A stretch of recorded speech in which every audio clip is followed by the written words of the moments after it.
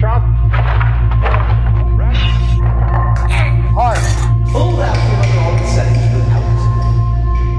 sais comment faire.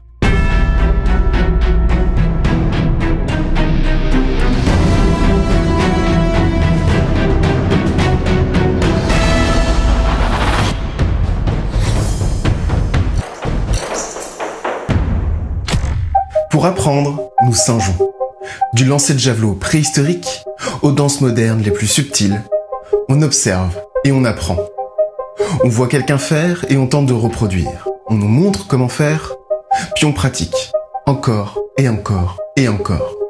Jusqu'à y arriver. Alors, dans la source d'apprentissage immense qu'est Internet, notre ami YouTube regorge de créateurs, mettant en scène leurs compétences. Et nous, spectateurs, on peut passer des heures à regarder les performances de ces vidéastes, parfois même à l'autre bout du monde.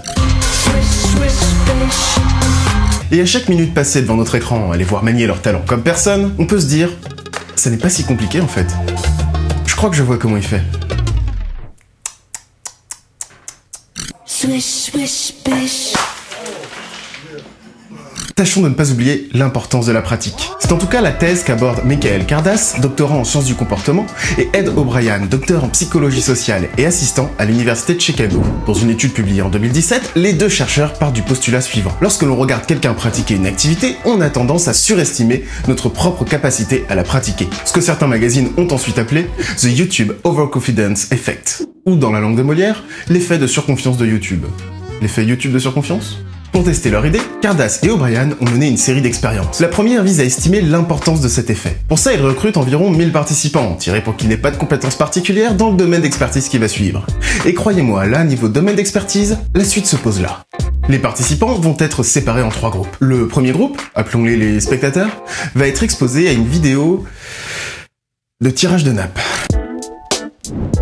Et ouais mon coco, on n'est pas sur du branquignol là. Le second groupe, disons les lecteurs, n'aura que des instructions écrites sur comment réaliser cette prouesse. Et enfin, le dernier groupe, les penseurs, n'auront ni instructions ni vidéo. Ils devront simplement réfléchir à comment retirer une nappe d'une table sans tout casser.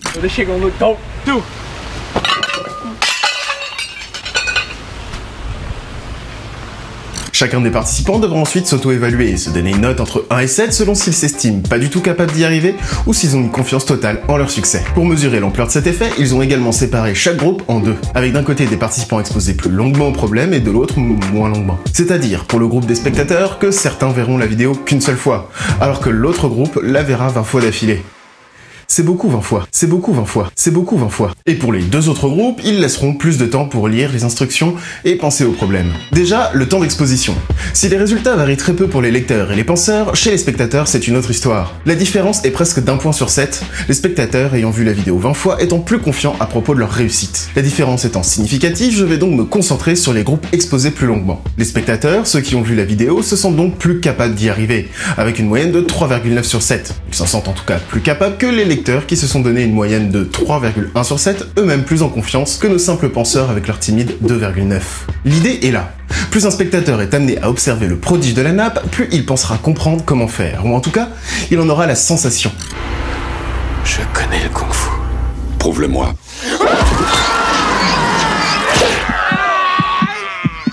Mais s'auto-évaluer est une chose. Dans la pratique, qu'en est-il vraiment?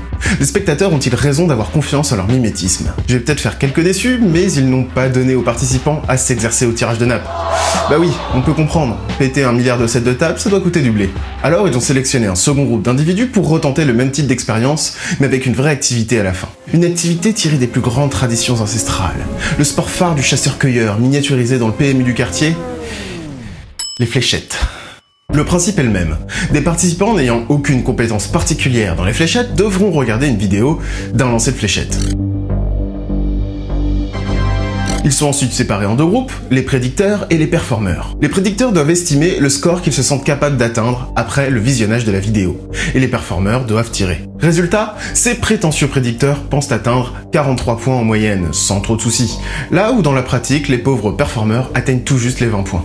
Tu sais pas jouer, Jack? T'es mauvais! Autrement dit, dans la première expérience, comme dans celle-ci, les spectateurs ont le sentiment de comprendre comment faire. Mais ce que montre la pratique, c'est qu'ils n'intègrent pas la technique et les subtilités qui sont l'essence d'une compétence. Bon, Cardass et O'Brien ont mené 6 expériences sur le sujet, toutes assez concluantes. Je passe rapidement sur une autre, juste parce qu'ils ont filmé les résultats et qu'ils sont délicieux. Le principe est plus ou moins le même. Des participants qui regardent une vidéo et doivent ensuite prédire et performer. Et dans cette expérience, la performance, c'est le moonwalk.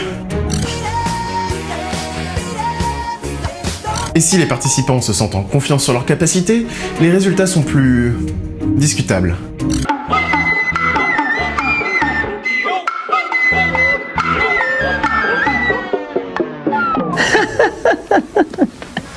Si voir quelqu'un faire quelque chose ne développe pas concrètement notre propre capacité à le faire, ça augmente en revanche notre confiance en nous. Ça paraît simple, on pense comprendre, même si par ignorance on n'intègre pas certaines subtilités qui font toute la difficulté et l'expertise d'une activité. Et pourtant, je trouve ça plutôt positif. Par exemple, regarder des vidéos de quelqu'un qui fait de la guitare ou qui cuisine nous donne l'impression que c'est plus simple qu'il n'y paraît. Bah oui, regardez-le, il a pas l'air en train de galérer. Alors l'activité nous paraît plus accessible, une sorte de barrière mentale peut tomber. Bon, lorsque l'on commence, on peut vite déchanter, mais une fois que l'on a mis les mains dedans, qu'on a passé cette barrière mentale, alors on peut s'investir dans la pratique pour peut-être, au bout du compte, finir par y arriver et nous-mêmes devenir ceux que d'autres vont regarder pour se sentir plus en confiance. Putain, c'est beau. Cet effet se rapproche de l'effet de Dunning-Kruger. C'est un effet de surconfiance très intéressant. L'idée est simple, les personnes les moins performantes dans un domaine ont tendance à surestimer leurs compétences par ignorance des compétences nécessaires dans le domaine concerné. C'est plus général en fait. Bon, j'en reparlerai peut-être, mais il existe déjà pas mal de vidéos sur le sujet. Notamment celle de Nathan Dinit qui parle de cet effet dans le domaine de la culture. Ça a déjà dû tous nous arriver de dire « Oh bah, ça doit pas être bien compliqué » quand on devait faire quelque chose qu'on ne connaissait pas plus que ça. Moi quand j'étais petit, j'étais persuadé de pouvoir faire mes propres miel pops. Voilà.